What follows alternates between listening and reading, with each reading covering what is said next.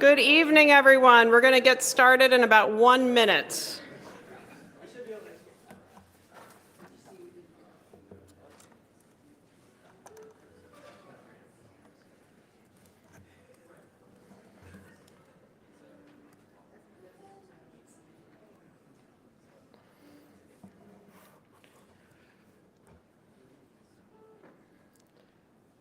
All right, well, good evening and welcome to the 2023 Silber-Obrecht Lecture presented by the Institute for Islamic, Christian, and Jewish Studies, known as the ICJS. I'm Heather Miller-Rubens, the Executive Director and Roman Catholic Scholar here at ICJS. In addition to welcoming our guests in the room with us today at Loyola University, Maryland, I want to extend my welcome to viewers from around the world watching via YouTube. The Silber-Obrecht Lecture is a 2-night series of endowed academic lectures intended to advance the emerging field of interreligious and interfaith studies. The development of this field is an indication of the growing understanding in societies, as well as among scholars, that there are many possible responses to the realities of religious pluralism: theological, philosophical, historical, scriptural, ethical, legal, praxeological, and institutional. And these responses to religious pluralism need thoughtful and reasoned inquiry. Because of this need, ICJS is honored to create the first endowed lecture focused on advancing the questions that are shaping this field of inquiry. This year's inaugural Silber-Obrecht Lecture marks the beginning, indeed the foundation, for what ICJS expects to be a distinguished series of academic lectures here in Baltimore to advance the field of interreligious and interfaith studies. Although ICJS funds and manages the lectureship, we could not do this work without our partners from 5 esteemed Baltimore educational institutions: Goucher College, the SNF Agora Institute at Johns Hopkins University, Loyola University, Maryland, Morgan State University's Center for Religion and Cities, and St. Mary's Seminary and University. I want to particularly thank Loyola University, Maryland for hosting the inaugural lecture this year. Future Silber-Obrecht lectures will happen biannually, and the hosting location will rotate among our program partners here in Baltimore, Maryland. We look forward to inviting you to the next lectures in 2025. The lecture series is named in honor of Sidney and Jean Silber and Charles and Peggy Obrecht, in recognition of their longtime commitment to improving interreligious relationships and understanding. Before I introduce our speaker, I'd like to let you know that following tonight's lecture, we will have a Q&A session. All viewers, both those in the room and online via YouTube, can ask questions by using the online tool Slido. On the screen now are instructions for how you can access this tool. You do not need to download the app, you just need to use a browser to go to slido.com. When you see the message that asks if you're joining as a participant, type in our event code for tonight, which is 593-9430. Then you can type your question in the open box on the screen, and it will magically appear on my phone. You can submit a question anytime during the lecture. In Slido, all members of the audience will be able to see the questions asked by any audience member and even upvote questions that you would like to see answered. At about 8 p.m., I will ask Professor Clooney to address as many questions as time allows. And now I'd like to introduce our esteemed speaker.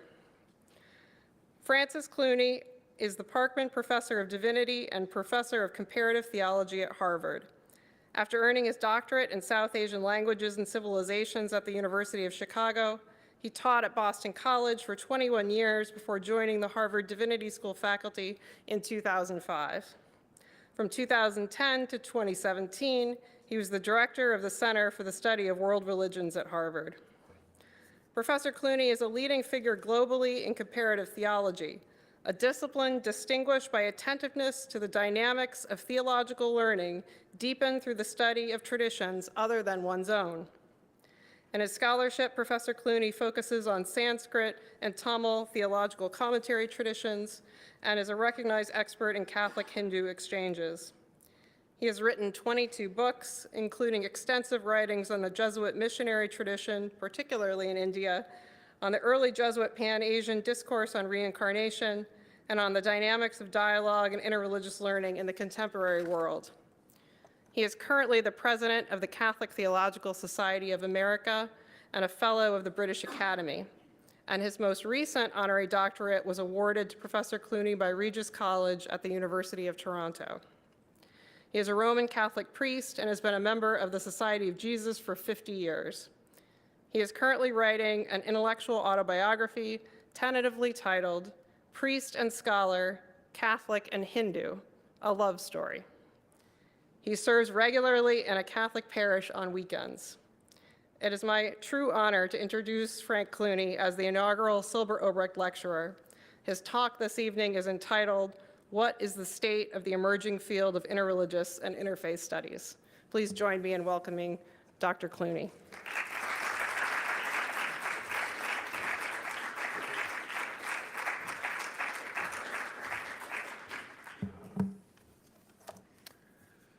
So I would like to begin by expressing how honored I am to be the inaugural lecturer in this series.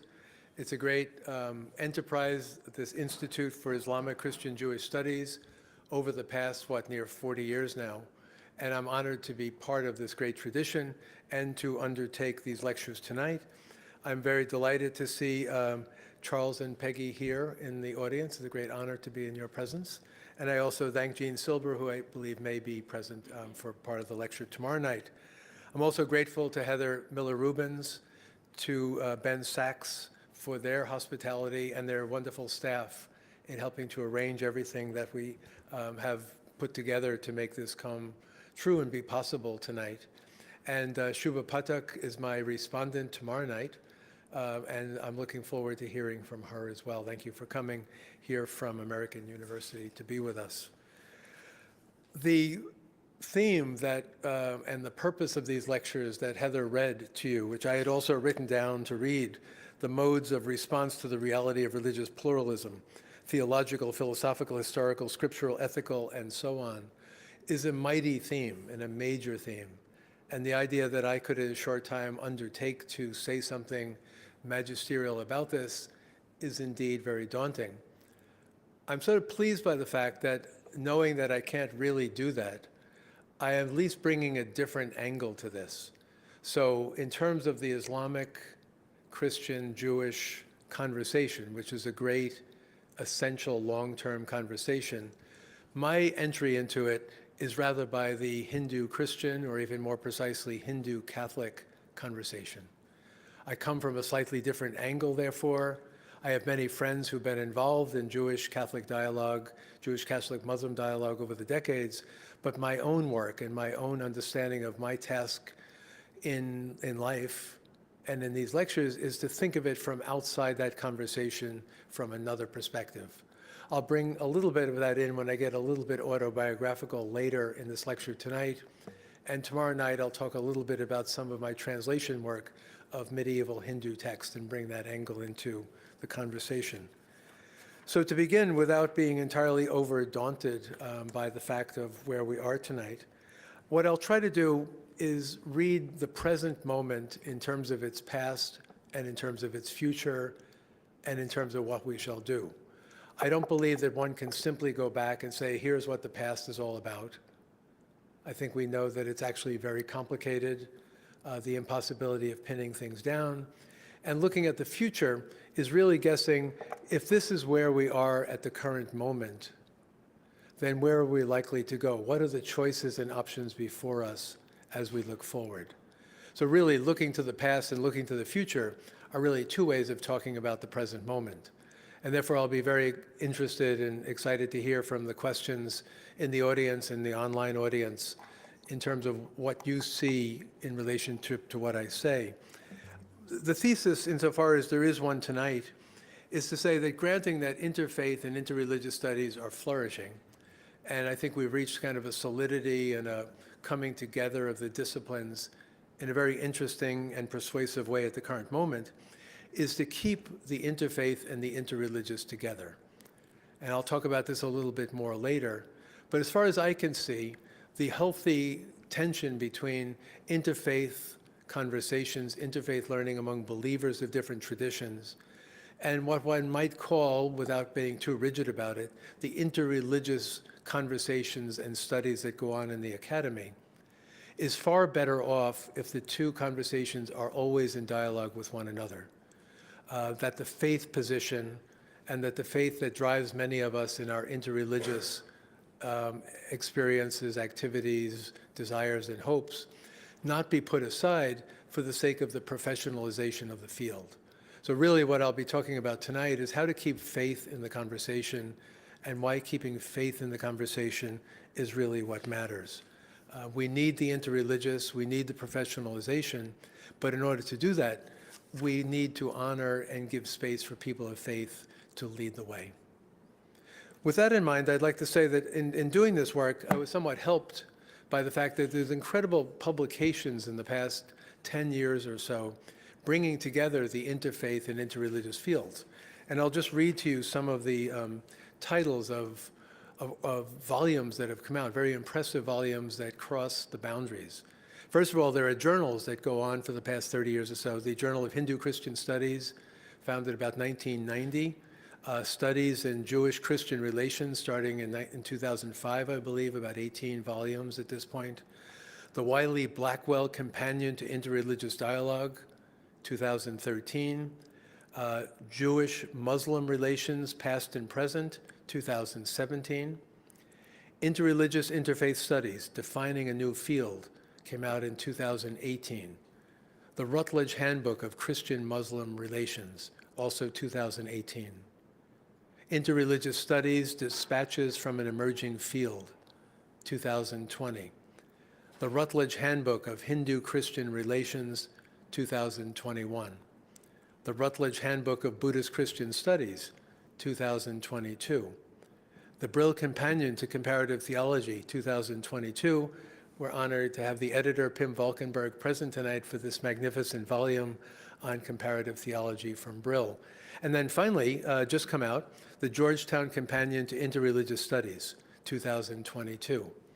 Just looking at these volumes, which I've taken up a good bit of my shelf space in my office in the last year or so, pondering these volumes and what's going on in them, is quite incredible that there is this proliferation of learning and also proliferation of people trying to put together and think about how these different fields, be it Jewish, Christian, Muslim, be it Hindu, Buddhist, being Muslim, Jewish, and so on, how are these fields working out?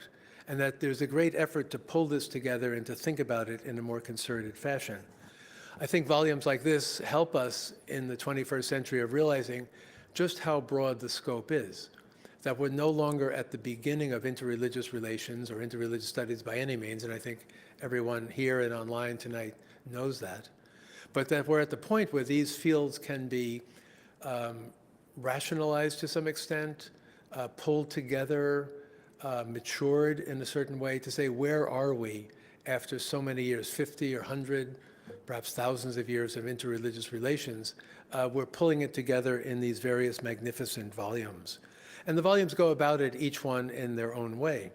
The Rutledge Handbook of Christian-Muslim Studies Relations, for instance, deals first historically, the beginnings of the traditions and the beginning of the relations, what happened in the Middle Ages, what happened in modern, early modern and the modern period between Christians and Muslims, and then a whole series of kind of concerted studies on Muslims regarding the Bible, Christians regarding the Quran, Christians regarding the Prophet Muhammad, perceptions of God in the two traditions, perceptions of the human in the two traditions, and then Islam, Christianity, and contemporary society.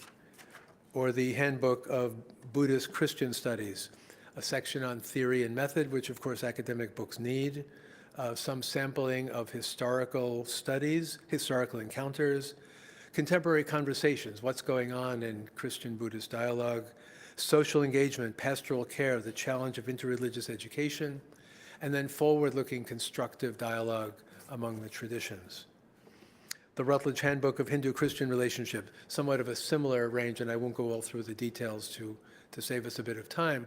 But what authors, editors are trying to do nobly in these volumes is begin to sort out what are the methodological principles, what are the beginning points, what has happened historically, and where are we today in social, political, cultural settings in various countries, and what are we going to do as we move forward? And this happens again and again. The Brill Companion to Comparative Theology before 1985 is a starting point. Essays on Jewish, Muslim, Hindu, Buddhist, Chinese understandings of comparative work, comparative theology, trying to see these relations from not only the Christian side, but from the perspective of each tradition, looking at the others, making sense theologically. New perspectives in comparative theology. Where is the field going? And I'll try to get to this by the end of my comments tonight. How are we thinking about the future as new, younger generations begin to lead in the field? We can't simply repeating where we were in the past. And the Georgetown Companion to Interreligious Studies, the concerns we begin with when we think about the interreligious or the interfaith. What is left out? What are the margins? Which kinds of conversations are privileged? Which kinds of conversations interreligiously are ignored because the people are not people in power, because the people are in groups that are biased against, because they're in little traditions as opposed to great traditions and therefore are ignored. All of this the Georgetown Companion bravely tries to take on. Close reading, close study of texts, interreligious education, what's going on in schools and programs, what's going on in churches and temples and synagogues, how is learning taking place across the boundaries, and again, a section looking forward. So these volumes, we could spend hours, and we don't have hours, simply looking at these different volumes and where they lead us. But I think it shows in a way that this series is timely, this new series, because people all over the place, both practitioners and scholars, at very large academic meetings, but also in local communities, faith communities here and throughout the world, are beginning to say, where are we? And how to pull together the things we're talking about. And I think this lecture series and all the lectures that follow will be part of this. What do we learn from such volumes? And that was another thing that tortured me in the past months, was trying to say, how can I talk about them without actually telling you what's in them? I've just done the best I could. But you certainly get, if you took the authors in all these volumes, some volumes have 10 authors, some have 30 authors, who's who in the field of interreligious studies? Who are the leading figures, most of whom are practitioners as well as scholars? Some may be more on the scholarly end of the spectrum, others more on the interfaith or practical, local aspect. But you're getting a long list of people from late in their careers to early in their careers who are working and thinking these things out. When people talk about where has the field been, where is the field going, how do we learn, all of this, I think these volumes are beginning to pull together in a way that can become, in a sense, canonical, to look back over the next years and say, well, as that volume says, as this volume says, we've accomplished this, we've gotten this far, this is where we find ourselves in 2023, 2025, 2027. In some sense, it can be daunting and even mind-blowing, overwhelming, to realize that none of us really understands the full range of interreligious activities, interfaith possibilities in the time in which we live. We all do our concerted work, be it Islamic, Christian, Jewish, being it Hindu, Buddhist, being it Catholic, Hindu, and so on and so on. But very rarely can we stop back and realize everything we do are simply part of a much larger pattern. And looking through the books like the ones I mentioned, I think is an incredible step forward. All these fields are professionalized in a good sense, in the sense that now there are kind of go-to markers, go-to standards by which people can begin, in fact, to understand what's worked well in the field, what are the leading questions that are brought forward, How do we avoid the mistakes of the past and thinking about traditions in relationship to one another? A lot of this, I think, is being worked out in these volumes.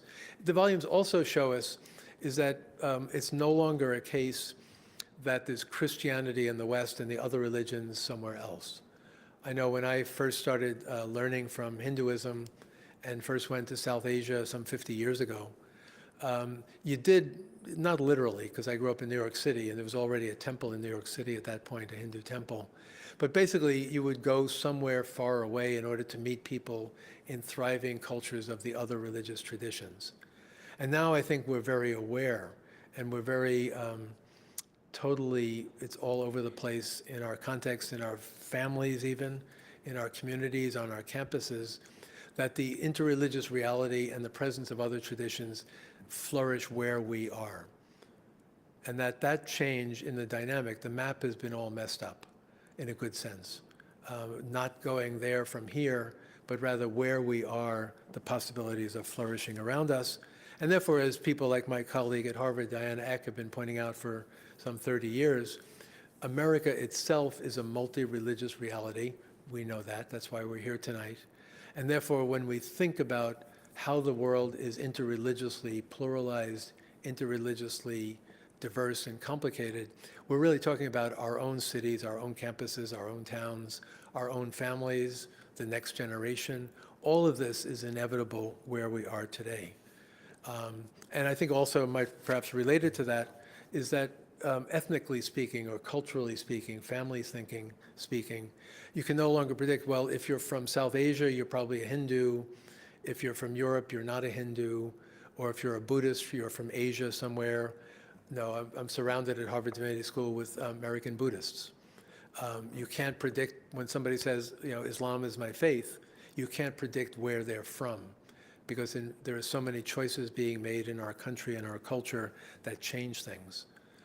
I think another thing that these volumes point out to us is, in a sort of overwhelming way that I think we can learn from, is that the past is far more complicated than we imagined it to be. There could be a tendency, I doubt if it would be a tendency among us gathered here tonight or those listening in online, of sort of saying that we have progressed from the lack of understanding and lack of appreciation in the past to a situation where finally in the 21st century, we're relating to one another in a creative fashion. And I think, well, that's true. I think I wouldn't deny progress or deny the fact that we've qualitatively entered a new phase of interreligious understanding by the way we relate to one another today. The historical studies that appear in these volumes, and then more micro studies in other contexts, constantly show us that hundreds of years ago or thousands of years ago, interreligious relations were incredibly complicated, incredibly subtle, and incredibly fruitful. And that the way we relate to one another today is at its best not entirely different from what our ancestors were doing. I think of, as an example, Klaus von Stach in Paderborn in Germany and now in Bonn in Germany. He and his colleagues in the doctoral program there have done considerable work, as others have as well, on the origins of Muslim-Christian relationships and the kinds of Christianity that are present in the consciousness of the earliest Muslim communities. And being aware that there wasn't any kind of monolithic sense of us and them or a vague category of people of the book, but already at the beginning of Islam, Jews, Christians, and Muslims were in interaction with one another in creative ways that led to changes in certainly the formative period of the Islamic community, but also among Jews and Christians, changing the way people related to one another. My own work with Hinduism over the decades has done, as Heather has mentioned, good amount of work on Jesuit missionaries in India. And while there can be a tendency, and I think part of it would be justified, to say about the missionary period that in some ways it was clumsy at best, in some ways harmful, totally disregarding the values of other religious traditions. You hear horror stories from everywhere in the world about the demolition of sacred places of other religious traditions, the destruction of temples, the pushing aside social structures that belong to the religious traditions, missionaries who might come in and say, you are benighted pagans, and I am here to save you from the evils of your tradition. All of that went on, and I think we'd be naive to avoid that. And all the missionaries of, you might say, from after 1500, Western missionaries going to Asian countries or Africa or the Americas, there's often hand-in-hand relationship between the missionaries and the colonial powers. And I think we know about that. We know about the ways in which there's been a corruption of religious faith, corruption of religious intentions, by the fact that the ships that were carrying the missionaries were also carrying men with arms, and conquest was taking place. All of that is true. But what I think the essays in these volumes point out is that even in those contexts, there were people trying to understand mutually, trying to understand the other cultures and make sense. So I've done the work with the Jesuits in India, figures ranging from Francis Xavier in the beginning of the Western Catholic presence in India around 1542 when Francis Xavier reached India, but also Robert de Nobly, Constantine Beschi, other Jesuits of the 16th, 17th, 18th century who were learning the languages, writing grammars, doing dictionaries, beginning to try to decipher the other traditions in a way that would do justice to the Christian message, but also not lose sight of what is articulated well and spiritually valuably in the other traditions. Or I found another example well outside my expertise, Jean de Brebeuf, who was one of the so-called North American martyrs, a Jesuit who was killed in French Canada in the 17th century, known when I was a child for the gruesome way in which he was tortured to death. Schoolboys loved things like that in my day, at least. The grotesque killing that took place. But he was also incredibly, again, a scholar of the native languages. He was also doing dictionaries. He was also struggling to find words in Iroquois or Huron-related languages for the terms of the Christian faith. Because he said, we shouldn't be here, we shouldn't be doing this unless there is some way in which we can understand what they mean by these words in their language. And so the incredible kind of range, I think, of sophistication.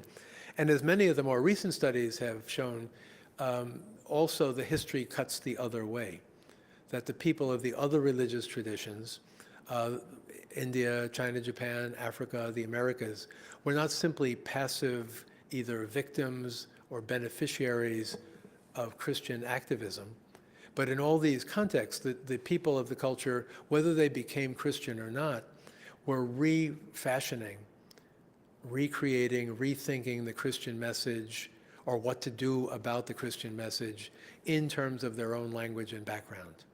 And that rather than seeing all the agency being on the side of the West, rather to realize that actually the complicated relationships were cutting both ways and the Christian gospel was changing in the cultures in which the Christian gospel was preached. That's 1500 and after. And if you go back to the Middle Ages in the West, or go back to early Christianity or to the Jewish tradition before Christianity, we begin to see that these complicated relationships have always been going on. And you could talk as well about Buddhist and Hindu relations in India, Islam and Hinduism in India, what happened when Buddhism made its way to China, that the past becomes overwhelming. And the past becomes as complicated as anything we can understand about ourselves today. So we can sometimes throw up our hands and say, oh, in the past it was simpler, there were people of different faiths and they talked to each other or killed each other, whatever. Whereas today it's much more subtle and complicated. I think we learn from the volumes that I mentioned, and also from other studies, very sophisticated and very deep, that we have hardly begun to understand the past of our interreligious relations. And certainly I'd plead, I think, again, we'd all agree on this, moving forward, while we need to live in the present moment, we do live in the present moment, we need to be thinking about responsibilities to one another today, we also need to simply keep doing the historical research to uncover where we came from and what were the beginnings of our interrelationships over the centuries, over the millennia. And the reason for this, I think, is both knowledge helps, getting rid of false ideas about the past, and also to disabuse ourselves of the fact that inevitably progress is on our side. In some ways, we have progressed. And again, I would not take away from 21st century mutual understanding that is a beautiful reality more than in many parts of the past. But to see it as kind of an inevitable progress and that we are better than they were would be naive, because they were often struggling, Christians, Jews, Muslims, Hindus, Buddhists, and others, with the same kinds of issues we're facing today. And what we think of as new in 21st century could just as well be 11th century or 1st century. And I think these volumes help us to point this out. To push further, though, I want to go into several questions that are a little bit more complicated and deeper.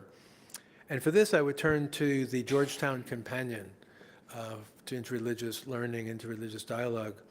And there's a wonderful article by Brian Pennington in that volume, in the first part, saying, well, if we step back and think about where we are in interfaith, interreligious studies, by implication, should we, even when we look to the past or when we talk about the present moment, should we be really using terms like interfaith and interreligious together?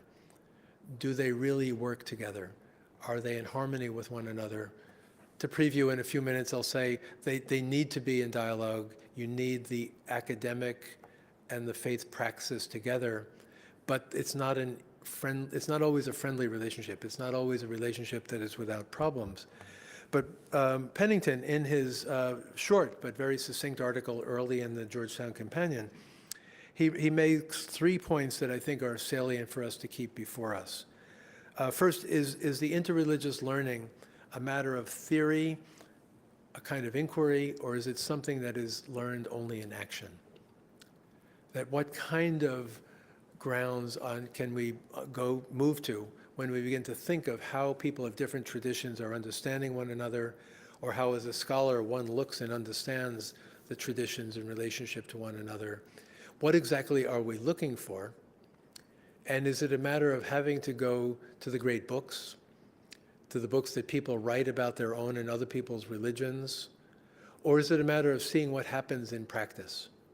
And I think he says it's an open question, and that if we go too far in one extreme or the other, it's only a matter of what people actually do. That would be too far.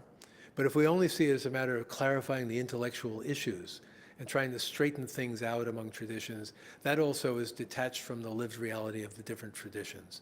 I'll come back to this point tomorrow, also in my lecture tomorrow. The second, what is the role of theological inquiry? Does theology have a place in the realm of interfaith and interreligious relations? The short answer, of course, would be, well, what do you think theology is? And I think sometimes people are thinking of theology, he points out, as a matter of doctrine, as a matter of the staunchly held views of traditions, as kind of framing or predicting where they'll go interreligiously. But he's really also raising the point, is the field we're talking about, and we keep using the kind of hyphenated name interfaith, interreligious, is it a theological discipline, or is it an academic discipline of the study of religion? And I think what Pennington is trying to do, he's very committed to all kinds of levels of interfaith learning, is to say that it's not simple. That question is a real question that really needs to be answered, because on one level, the rigorous study of the issues involved and the kinds of essays that show up in these big volumes published by big presses is the academic and interreligious. And in that context, sometimes the positions of believers, the matters of faith, often fade and drift into the background. And therefore, what is required, he says, is to think about whether, as with, I think, comparative theology, comparative religion, theology of religion, history, cultural studies, whether there actually is a theological base. If one uses the loose term, faith-seeking understanding, is this a faith discipline where the inquiry tonight and the inquiry in this series over the next years is basically people of faith inquiring together about how shall we be and who shall we be? Or is it a matter that you can step away and say, well, it's not theological categories, it's sociological, cultural, historical, and so on. So I think Pennington puts that forward very well. And then he raises a question, the third one and the final one: how can a center hold after the world religions paradigm has been dissolved? And many of you who are quite aware of this, and I don't need to belabor it, that in the study of religion today, ironically, one of the most contested terms is religion. We are dedicated to the study of religion, maybe religions in the plural. Is there anything there that we are studying? And what seems to be the case, is not simply academic abstractions, but rather aren't we really positing for the sake of some kind of management of the complexity of the world that there are different religions. And one can go back and trace these terms, the use of the word religion in the 17th, 18th, 19th century, and so on like that. We talk about religions and we reify realities that are more complex. And so we talk about Hinduism. Is there such a thing as Hinduism, singular, plural, or whatever? Is there such a thing as Buddhism? By extension, when we talk about Christianity or Judaism, are we really talking about fixed, containable religious traditions that can be in relationship to one another? Or in fact, should we dissolve those terms and pull out and stop using the word religion or religions? And the idea, I think, would be, and again, he's posing this as a question more than as a definitive answer, is that we too much are constraining complex living realities by putting them in the framework of religion, my religion, your religion, the founder of my religion, the founder of your religion, the sacred book of this religion, that religion, handbooks of Christian, Hindu, handbooks of Muslim, Christian, and so on. Wouldn't we be better, he poses as a question we need to take into account, if we stopped using the word and talked about the range of social studies, cultural studies, political studies, philosophical studies, and stop reifying them in terms of where the traditions stand in relationship to one another. This was a critique put to my work a number of years ago in a volume of essays about teaching comparative theology in the millennial classroom, a wonderful volume by Reed Lachlan and Mara Brecht. But one of the essays critiqued my work, saying that, well, Clooney is very good at what he does, and does comparative theology, but it presumes that there are traditions that stand in relationship to one another. And that people like Clooney, but also people like John Donne at Notre Dame before me, and other well-known figures, talk about crossing over and crossing back. And this essay in the volume raised the point and said, well, isn't that playing it safe? That if you talk about crossing over, the bridge is still there, you can cross back. Doesn't it make it simpler than it should be by saying that you can go from your tradition to the other, that there are traditions? Here's my tradition, your tradition, their tradition, and we can sort of visit each other and then go back home again. And the essay, and I think what Pennington is pointing to in a way is, again, that can be a way of reifying or putting in a fixed position realities that themselves are kind of integral and unchanging, in relation with dynamic relations among them, but you're still there in the end of the day, the different traditions in relationship to one another. Now, what I personally think about this is that the terminology of religions does make sense to people who believe in faith traditions. That there are ways in which communities, their self-understanding, their practices, their traditions, their relationship to divine and transcendent realities allow for a certain kind of coherence that people of faith in their communities can justly say that they are in relationship to other communities and that they're not the same. So all my years of going to India, I don't think Hinduism is a simple thing, and I don't think Catholicism is a simple thing. But I don't think that Hinduism is Catholicism or Catholicism is Hinduism, or that I can't tell the difference. And I think what Pennington is raising, therefore, is a productive question in which we have to be thinking about how we use these terms and whether we would be better off not using them. I think what would happen, and this I would predict where it might go at this point, would be to be saying that if we let go of the term religion and the term religions, and if we open up the door to a kind of interreligious study or multiple religious study, then we might end up with something that wouldn't necessarily need words like faith or religion at all, and that one could justly, at the end of the day, do away with words like Christianity, Judaism, Islam, Buddhism, Hinduism, except perhaps in teaching the introductory class. One would end up being able to talk about political relations, social relations, economic relations among peoples without pinning down where any particular person is. And I think some of this may be related to where individuals are. And I think certainly when I teach at a place like Harvard Divinity School, I can see the issue of the flux and the individuality of the people I teach. And that asking, and we don't ask, but asking people, are you a Christian? Are you a Catholic? Are you a Jew? Are you a Muslim? What is your tradition? We don't ask those kinds of questions because it's a secular university, but also it would be very complicated because students often have very complicated stories about who they are and what they are.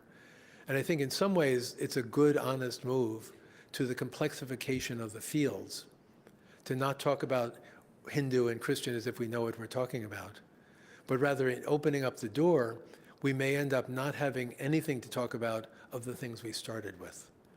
And then I think it'd be a mistake if we went too far in the direction of saying, let's get rid of these religious terms or theological terms and open the door to a much greater complexity. That complexity is good, but just like the complexity of history, it can be overwhelming and it kind of like shatter the very possibility of using language intelligently about the things we're talking about. To move on, I would like to say, if this is the situation we're in, where the fields have come together, the volumes that I talked about first are kind of defining the field and helping us to understand where interfaith, interreligious studies are. But if out of that study, one ends up with a variety of questions arising about history, about the current state of traditions, about whether the terminology we use is out of date or not, then I think we have to be realizing that part of what we do in the 21st century is need to be finding another basis for thinking about how we talk about these things.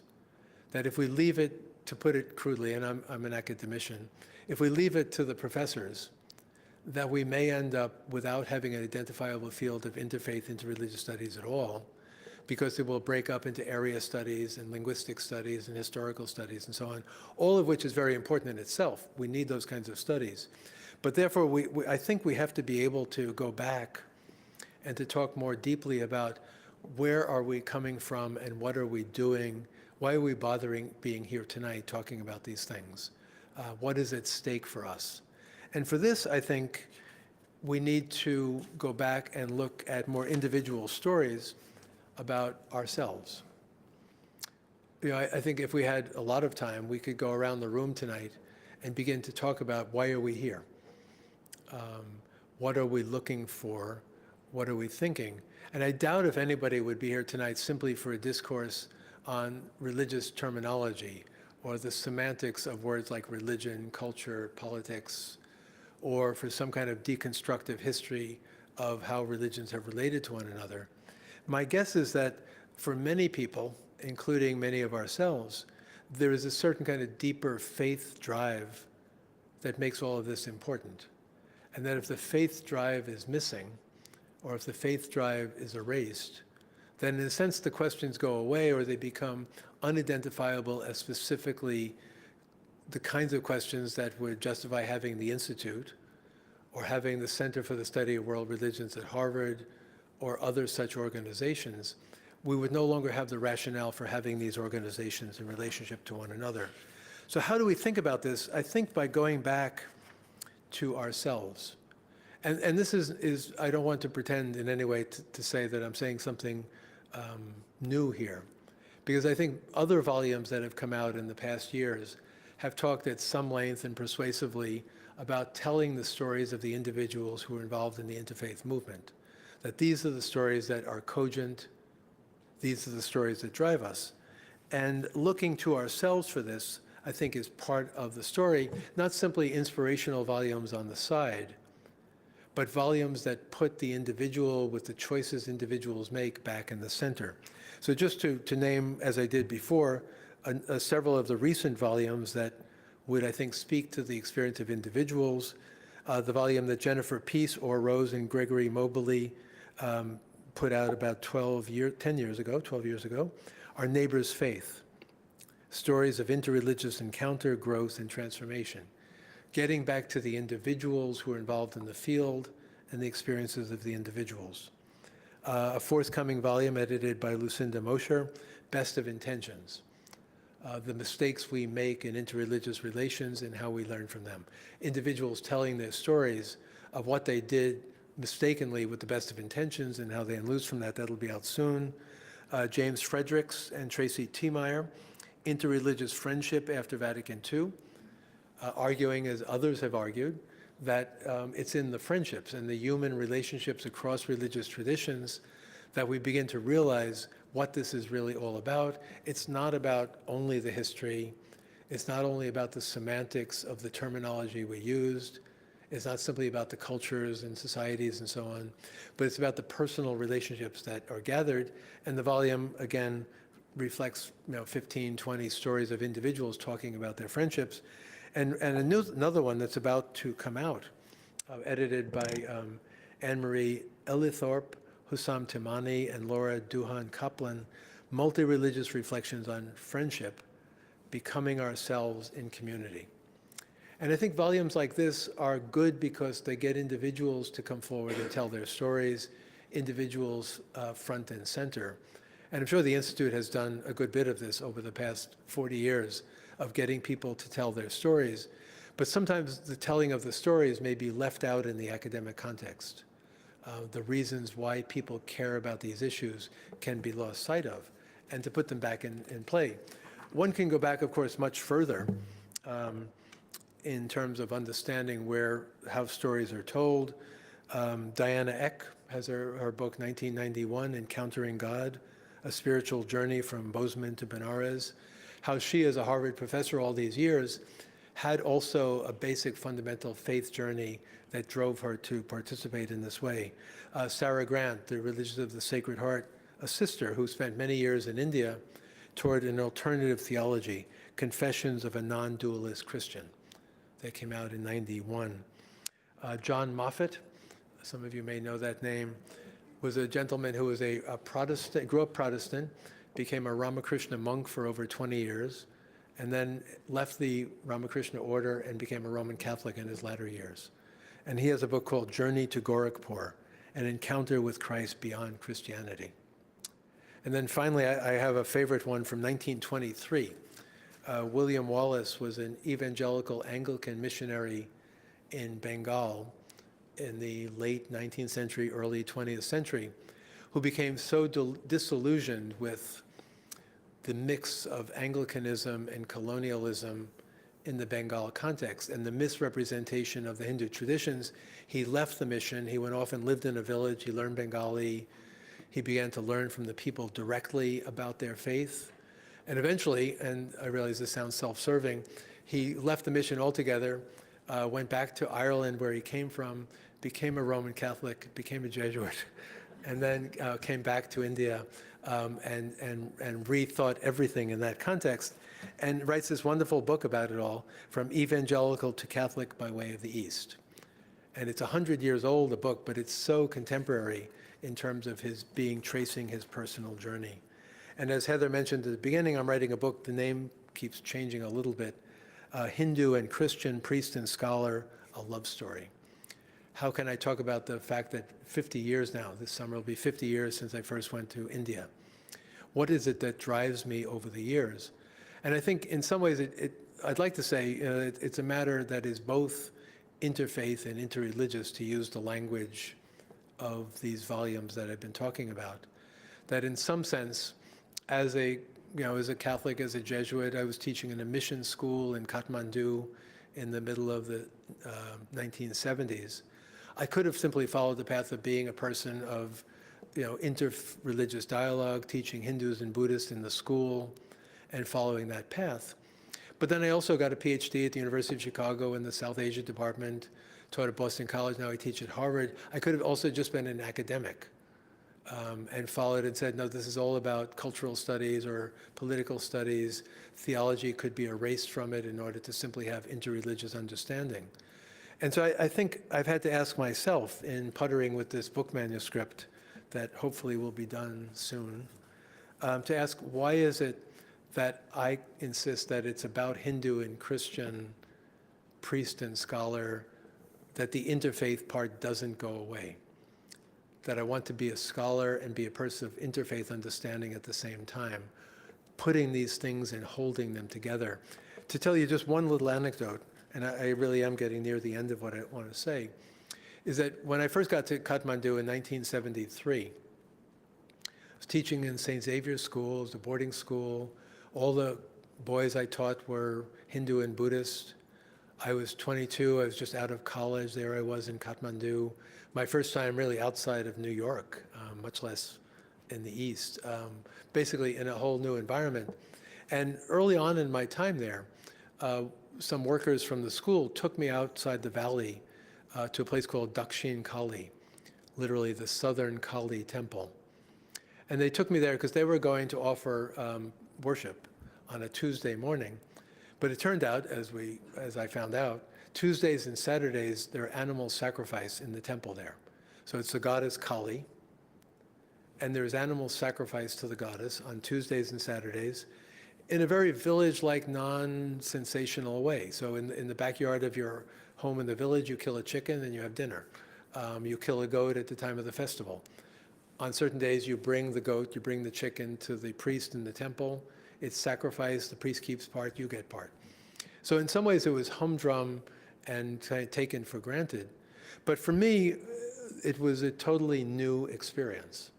It was something unlike anything I had experienced before, but puzzlingly, I felt at home with it. And I've had to ask myself then, but also more in recent years, why is it that this Irish Catholic kid from New York would go to Kathmandu and without any preparation suddenly find himself one Tuesday morning at a temple of a goddess where animal sacrifice is being offered and say to it in some elemental way, yes, I get what this is about. And I think, to give you the short answer, because I could go on for an hour, I won't do that. In some elemental way, it had to do with the fact that I was entering on like a double formation in my life. So I was Catholic, I went to grammar school with the nuns, I went to high school with the priests, I was an altar boy, I learned Latin as an altar boy, all this stuff, and then I became a seminarian at age 18. So I was in this kind of Jesuit track of learning.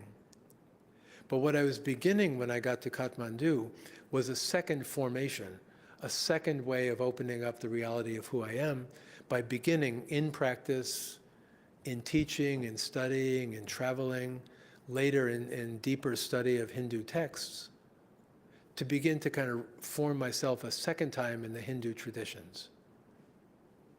And I think what this has done for me, and the reason I mention this, is that neither at Dakshin Kali in the beginning, nor when I was a student at University of Chicago in the late 70s, or several times in India studying with teachers, or as a priest saying Mass in the parish on the weekends as I do, at no point has it sort of flattened out into, well, let's forget about Hindu and Christian and let's talk about lived religion or some other reality, or say that the religions are all the same, or to say that it's taboo, you can't do both of these, you have to make a choice. But rather, I think I found at a very deep level that it was the metaphor of crossing over and coming back. You go to the other is other. The other is a different place, a different world, and it could be, it doesn't have to be Hindu and Catholic, obviously, different traditions.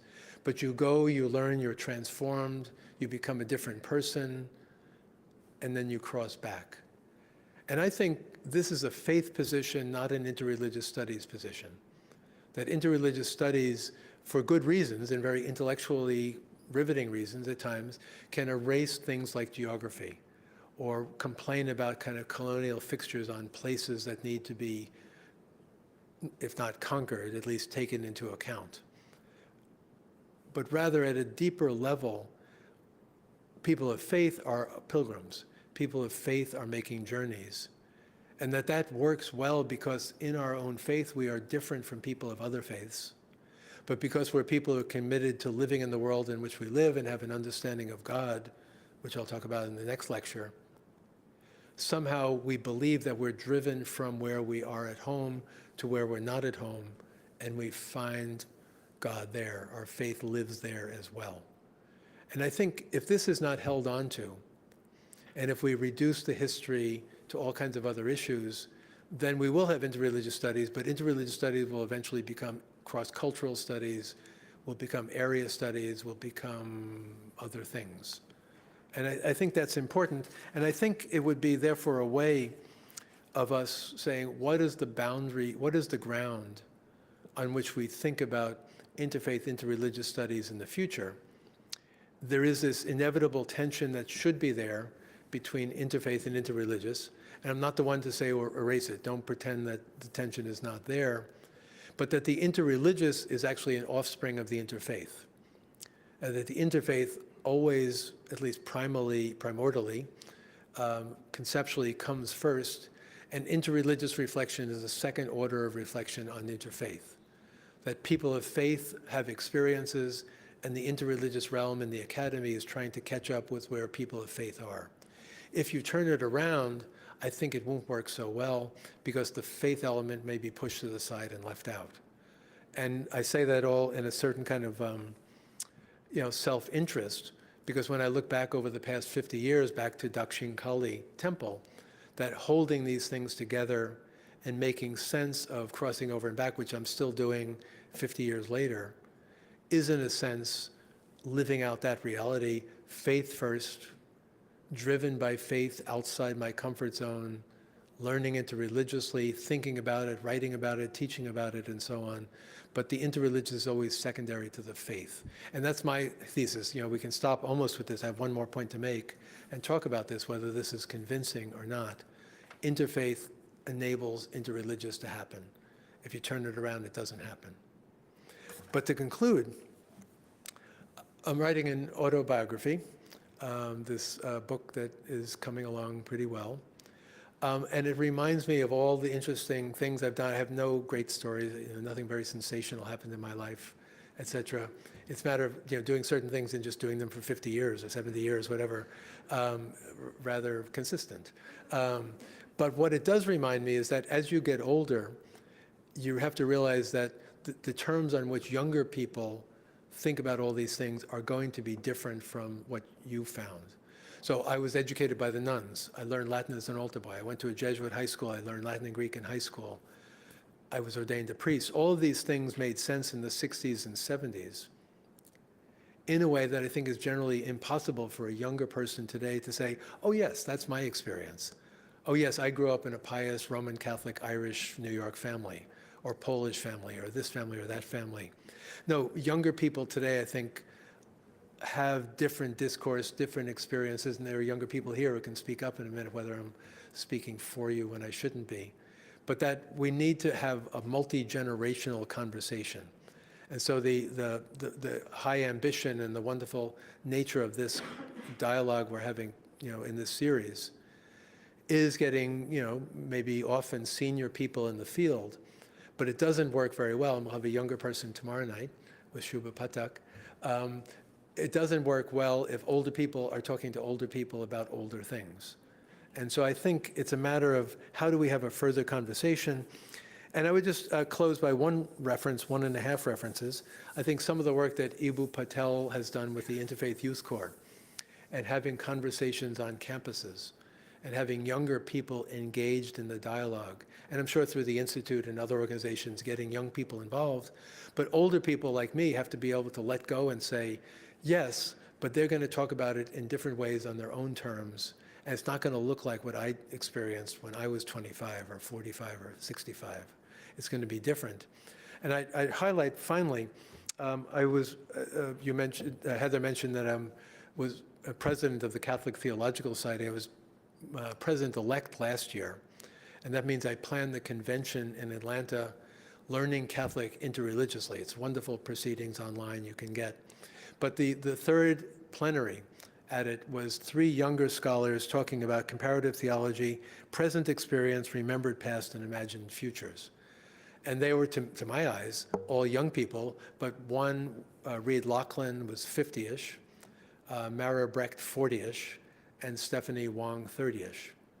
And the 3 of them, and they also played with the idea of the Christmas Carol, the ghost of Christmas, past, present, and future.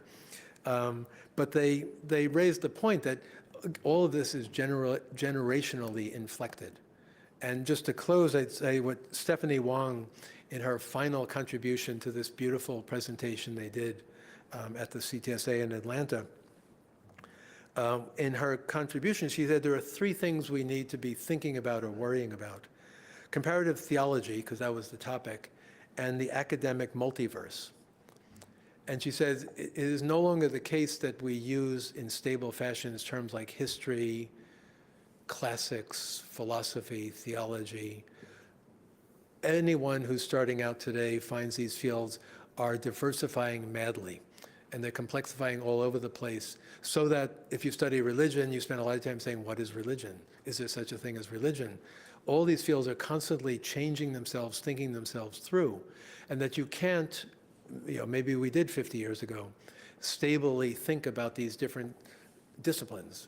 And there's this and this and this and this, and they work. She says, well, now that's not what young people experience. Everything is open to flux. Even in solid departments of religious studies or theology or philosophy, it's constantly being debated, what are we doing and why are we doing it? That's the first one. The second one, the comparative theology and the political. And in various ways, and usually nicely or patiently, people will criticize somebody like me for saying, well, look, you love to read your Sanskrit texts and your Tamil texts, and you love to read commentaries and do scholastic studies and so on like that. But what about the burning issues of our time, which obviously were the issues of their time too? What about injustice in society? What about the excluded voices? What about the biases built into any of our great religious traditions that produced a certain kind of canon of books with certain kind of experts allowed to write the commentaries and certain kings paying for the temples and then other things erased?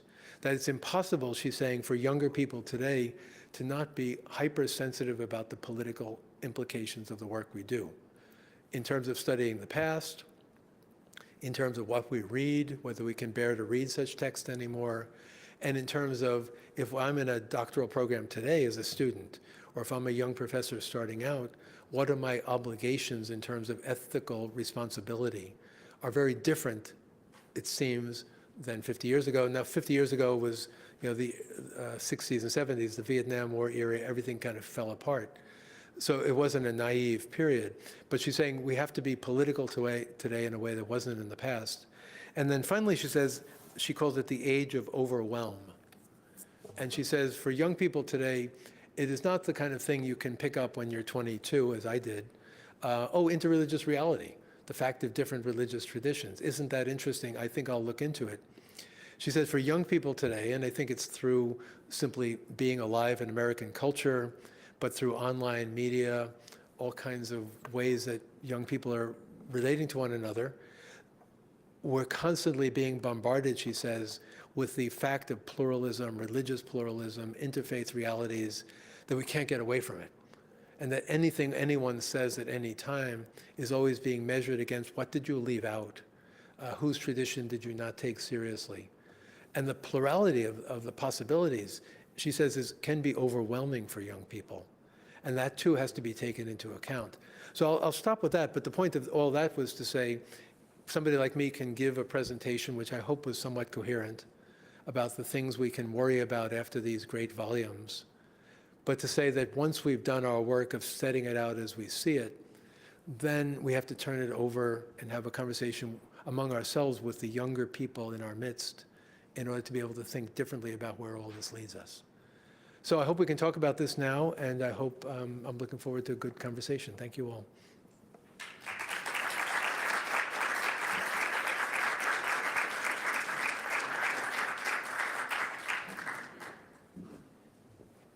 Thank you very much, Frank.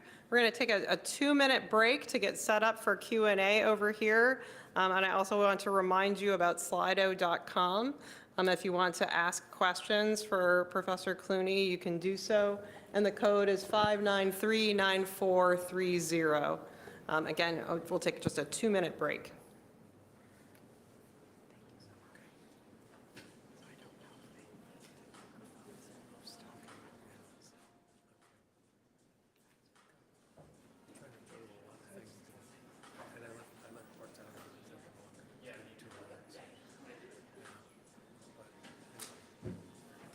Tomorrow will be a little bit different. I'll be showing and putting the poetry up on the next slide. So we're just going to sit here and have a fire. Yes, that is essentially what we're going to do, and I've got questions coming in.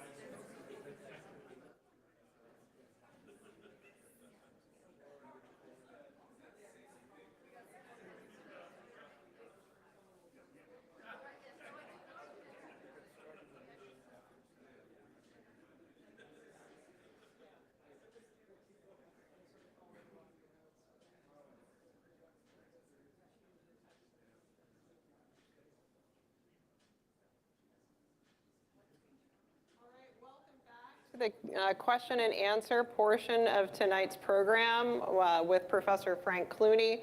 I'm delighted to have you all here at the Silber-Obrecht Lecture from the Institute for Islamic, Christian, and Jewish Studies in Baltimore, Maryland. We've got some great questions coming in on the app, and so let's just dive right in. From someone in the audience, what should we do with the religiously unaffiliated, the so-called nuns, or people who don't claim a faith tradition? Are we ignoring them at our peril? How are they included? How could they be included into the interfaith framing of your thesis statement? This is a great question. I think it follows from where I ended, talking about the intergenerational conversation we need to have. And I run into this, as any of us teaching on campuses run into it, but certainly Harvard Divinity School is a place where this is a very prominent issue. Younger people saying, well, that's fine, the work you do, you grew up in this tradition, it was coherent, it was fixed, you all went to church and so on like that. We don't, I don't want to, I have multiple belongings, I'm spiritual but not religious, et cetera, et cetera. And I think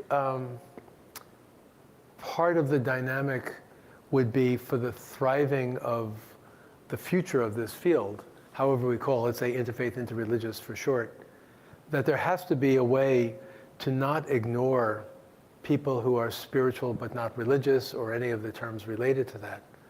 Because in some ways, first of all, it's just practical demographics. There are a lot of young people and some older people who are in that position. But also, as in all the historical cases we learned from these volumes I mentioned and so on, theology and religious participation follow upon paying attention to the culture in which one lives. And that closing the door and saying, no, no, no, that's all mistaken, I think would be the wrong way to go. When I'm teaching at Harvard, but to the extent at BC, Boston College beforehand, was when somebody would say, but I don't come from a tradition. I don't have that kind of affiliation. I would say, but you do come from somewhere. So what is the autobiography of a younger person who has reasons and motivations why they might be interested in religion, or have religious questions, or care enough about it to say I'm spiritual and not religious, or I'm a nun? That you have a story to tell. It may have to do with the complex understanding of your family growing up. When you were growing up, your parents, one converted this way, one stopped going to church that way. In school, you met other people, you tried this, you tried that. Tell that story, and then we can read, as I did in one course, read Augustine, St. Augustine together, read Confucius together, read Shankara, the Hindu theologian, together.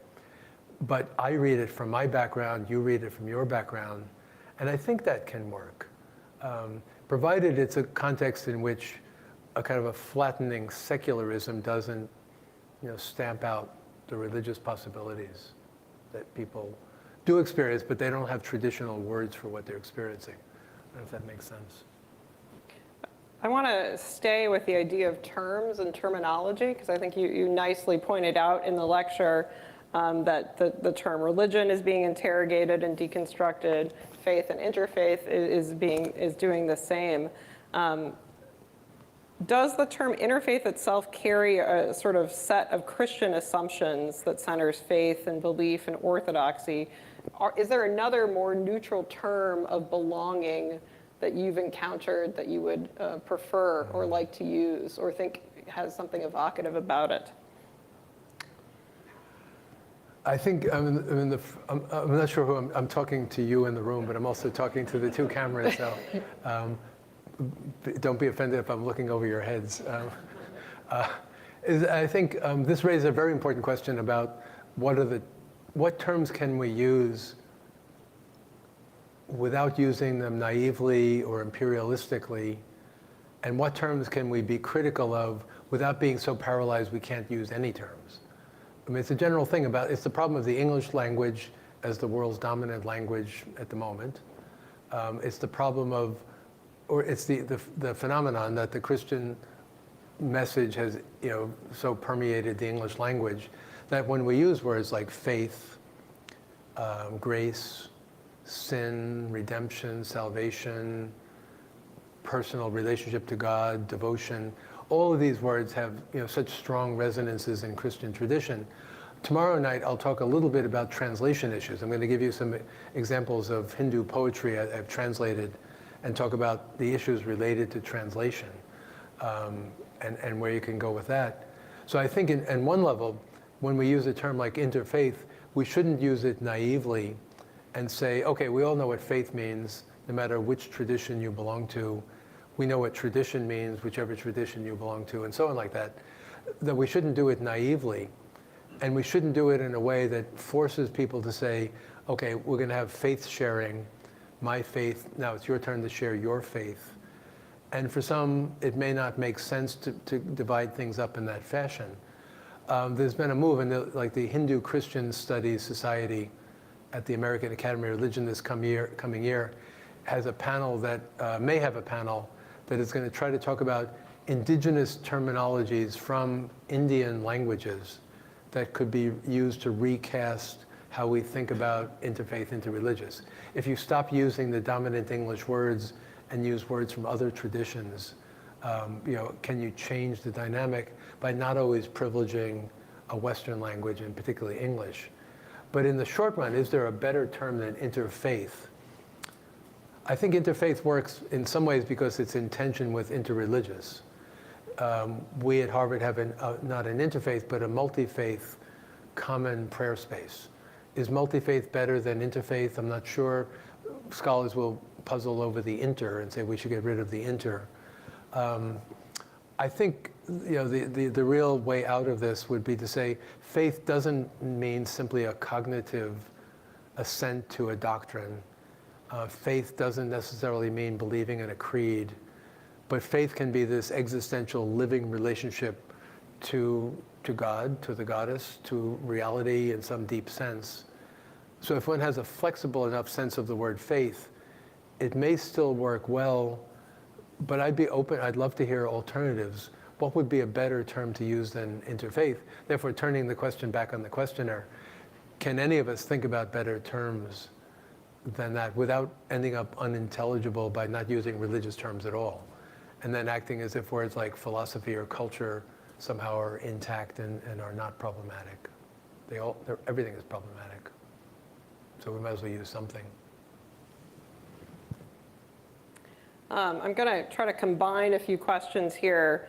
There are folks who are thinking about the academy and the academic study of religion and interreligious and interfaith studies. Given your perspective on the importance of faith, what of atheist members of the academy, and perhaps on the flip side, evangelizing members of the academy? Again, an excellent question. I think of myself as kind of a middle-of-the-road person who has it both ways. And that on the one hand, arguing a perspective, and I thought it was part of my duty tonight to actually have a point to what I said, not simply to be descriptive. And so arguing for the primacy of faith and the interfaith and the dependence and secondary nature of interreligious on faith is a position to put forward, but I think it can be understood generously and not like in a rigid, exclusive fashion. And so while there are problems with saying, well, faith is quite compatible with being an atheist, or as some say, a humanist, I think without believing that these terms can be used in any number of ways, arguing that faith is central, I don't think has to be saying that a person who has no faith tradition or prefers to call themselves an atheist has no place at a meeting like the American Academy of Religion. I don't think it would have to mean that, but I do think there has to be a way of saying we're studying religion. Religion is a derivative term. I think faith comes first. And that you who are an atheist or a humanist have to be able to give the genealogy of what you mean. Atheism as Buddhism, Buddhism is atheist, or atheism as a non-personal deity, or other terms. A totally secular view which would explain away religion, faith, the transcendent entirely, I think could simply be a respectable, honorable voice that needs to be heard in the academy, but it may not have much to do with interfaith, interreligious studies. That if one doesn't want to use any kind of vertical terminology at all, then it may simply be a different conversation. Just as when you go to the other end of the spectrum, talking about like an evangelical participation in academic debates. Academic debates should have room for true believers, evangelical believers, even very conservative believers should be welcomed into the conversation. But if somebody's coming into the conversation in order to persuade everyone to stop thinking and start believing, well, that would not be appropriate to the academy.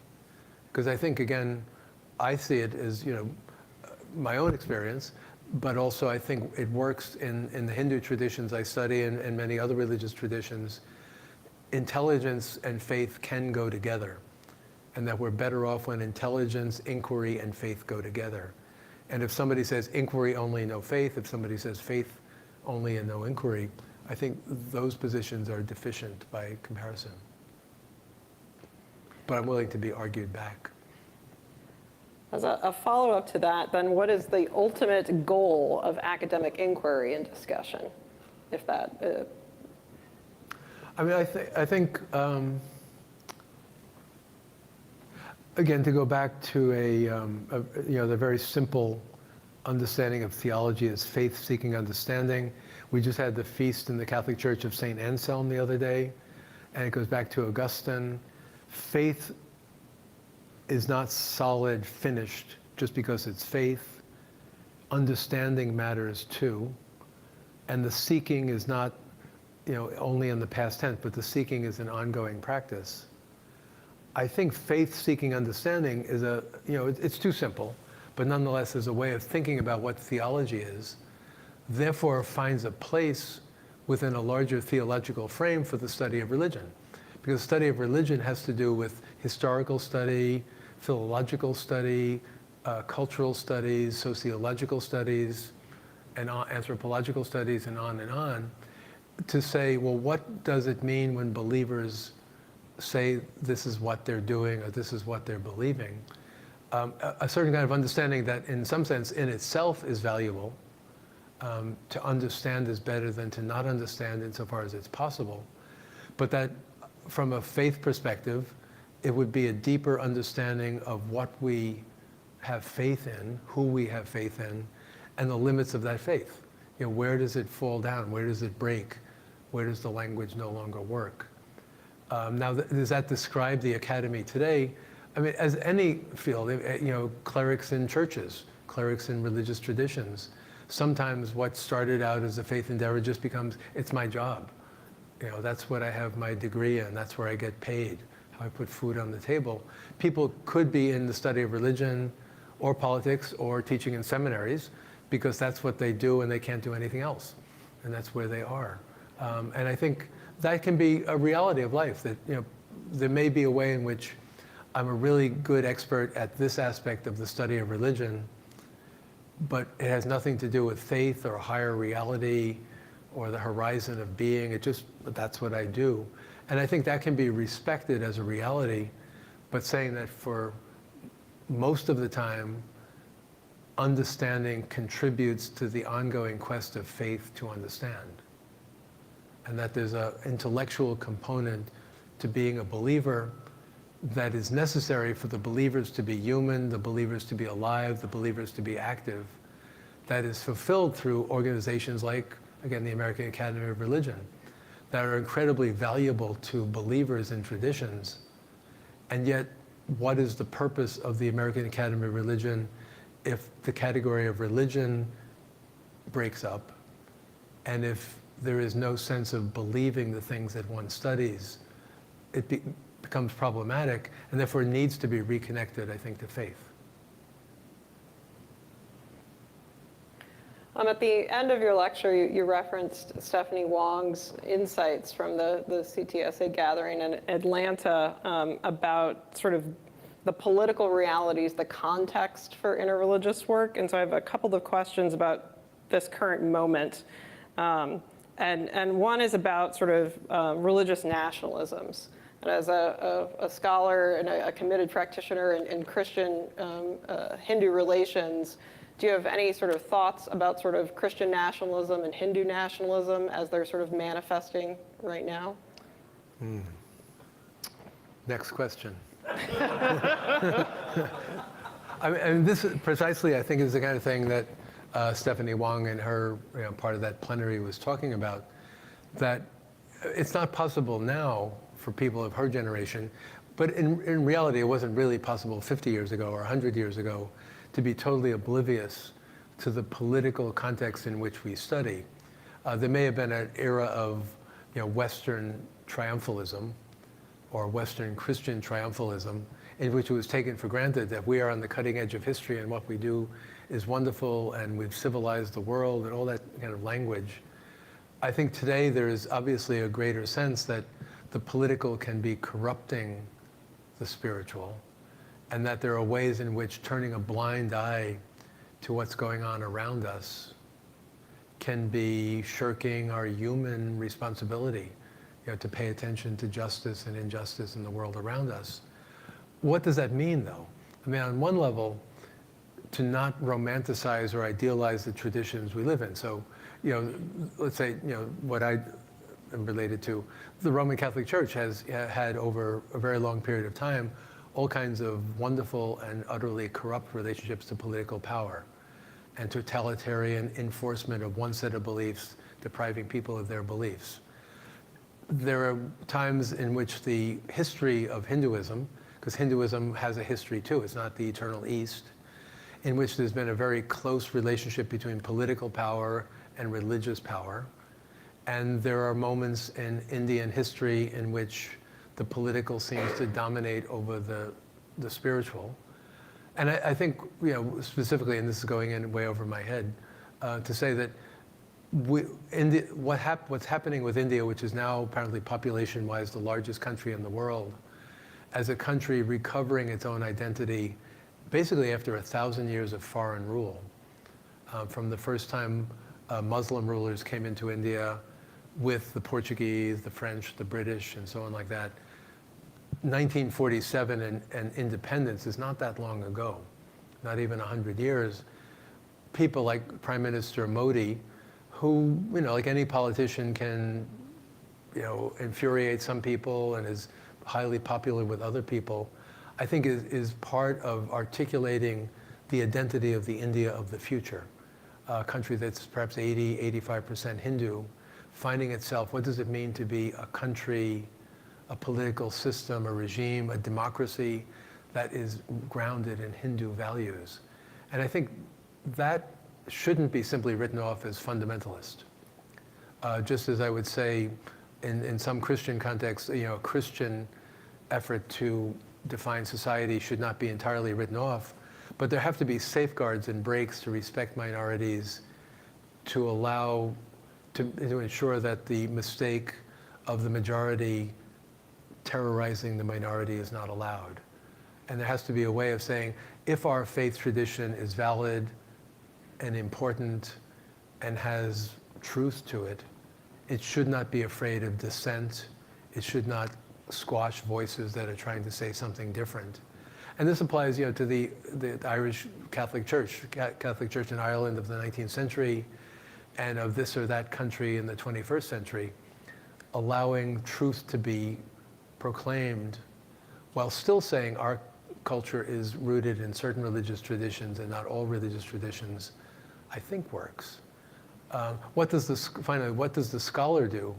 I think in some ways it would be counterproductive to say everybody should be facing up to the political realities of fundamentalism and overly dominant governments and all that. Some people should still be philologists, and some people should still be reading the classic texts and doing their work on rituals and so on like that. Not everybody has to be doing the political, but I think to be naive and to tell our students it doesn't matter, that would be a travesty. So it does matter, but nonetheless, I'm going to do this, and I can't do that too.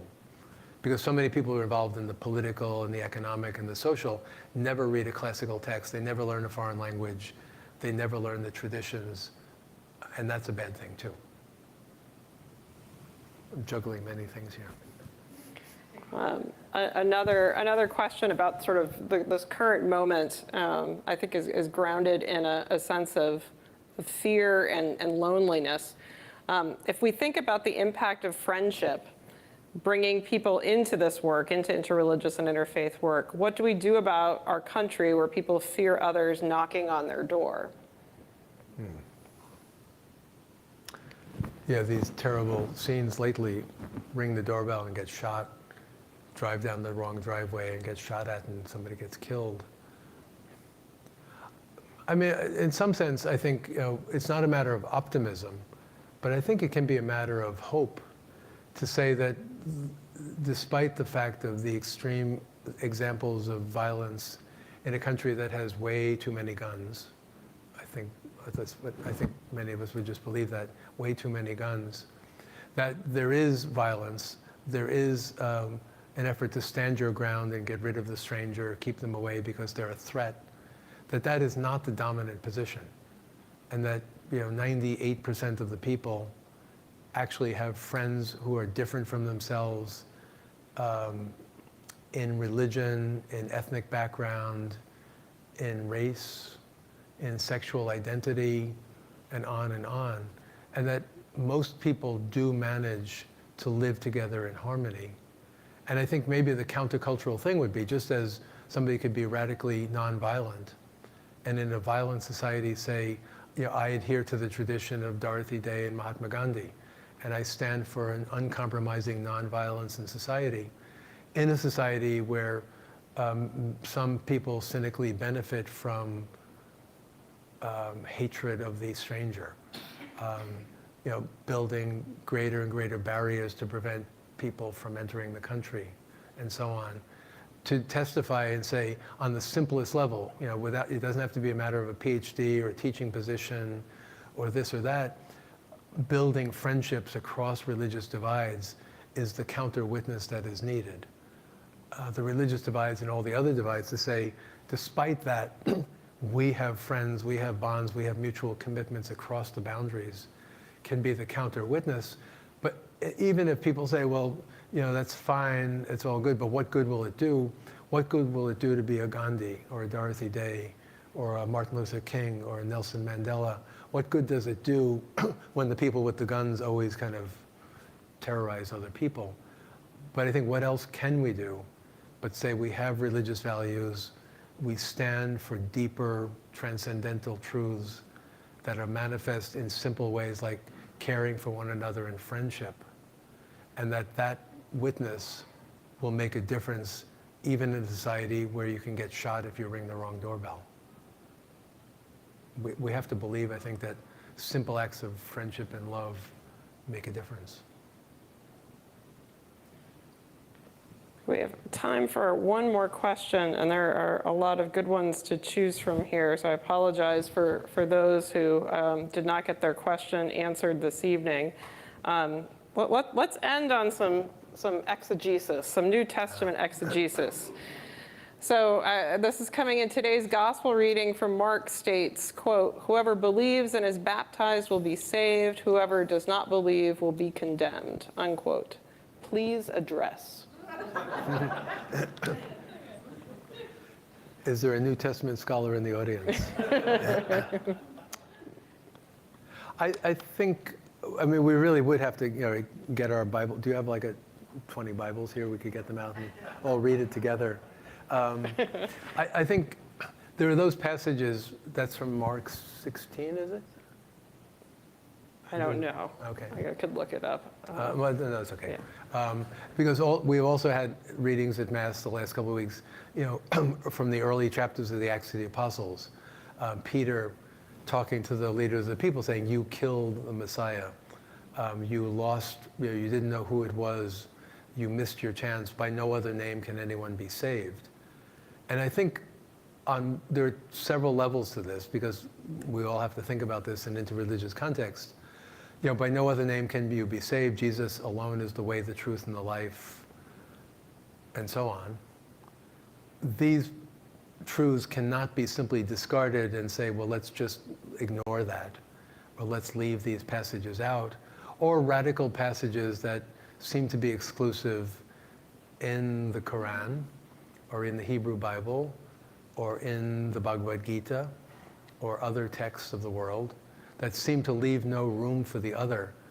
I think on the one hand, if we have a sense of, again, I'm really outside my field, a sense that the Word of God comes to us as a whole, not simply as a quote. We're responsible to the sacred texts of our traditions, and we really don't have the right to say, oh, I like that part, I don't like that part, I like that part, I leave that part out, let's never talk about that part. On the one hand, we have that responsibility to take the whole of it. We have the responsibility, again, this is where maybe the Academy comes in, if not the American Academy of Religion, the Society of Biblical Literature, which meets with the AAR, to look at these passages in their context and to not be afraid to understand them rather than simply quote them. That's the second thing. And then to say, well, within the reading of the whole Gospel of Mark or the whole Acts of the Apostles, let's say, then how are we to understand this passage now in the 21st century in which we live? Again, because I don't believe necessarily, as I said before, we're all progressing and better all the time. Everything is wonderful now. We're not able to simply throw these truths out the window. But I don't think we're required to say, well, that verse from that chapter of Mark somehow is the handle or the basis on which we can pass judgment on religions we know nothing about. I think for some, it gets tricky because you can end up explaining things away. But if you take even the Jesus of, let's say, the Gospel of John, and I am the way, the truth, and the life, is the Jesus of the Gospel of John a figure who would have no time or patience for people of other faith traditions? I don't think you can say that if you actually read the Gospel of John instead of picking out one verse here or there. Because Jesus is the one who talks to the Samaritan woman. He cures the centurion's son. He seems to be reaching out in different directions. That can't be predicted by saying, well, he said the way, the truth, and the life. That somehow is a judgment on the Dalai Lama or Mahatma Gandhi. It doesn't seem to make sense to use Jesus in that way. So I think maybe it gets into, as the case with all our conversations, the inter-religious, interfaith conversations then require further conversations in the traditions to which we belong. What do we do? And so much has been written about these. I'm not at all in my field. What do we do about the challenging texts that are countercultural and indeed seem to be impatient with interreligious understanding in our sacred scriptures? Catholics and Catholics need to talk. Catholics and Protestants and Orthodox need to talk. Reformed Jews and Orthodox Jews need to talk. Hindus of different persuasions need to talk. Muslims of different traditions need to talk among themselves, ourselves, saying that we need to open up a better conversation about the things our sacred texts say so that we don't use or abuse our sacred texts inappropriately, ignorantly, in interreligious contexts. So I think I'll stop with that. On the one hand, we have no right to simply dismiss such texts. But on the other hand, we have a right to say these texts subsist in the traditions to which we belong, and our living traditions are continuing to learn what the texts mean and how to use them. And I think that intelligence is just as obligatory as taking seriously the words on the page. Well, please join me in thanking Dr. Clooney for... Thank you.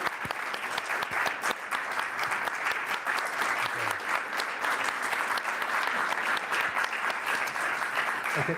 I just add that now that we're ending the formal session, anyone who's in the room here actually, I'd be happy to talk further. But thank you all for coming tonight. Thank you for those who have listened in online, and come back tomorrow. Yeah, 4 o'clock tomorrow, we'll be in the same space. And if you're online, you can find us at the same YouTube channel. And we look forward to being with you. Thank you all. Yeah. It's a different channel. It's a different YouTube channel. Oh, all right.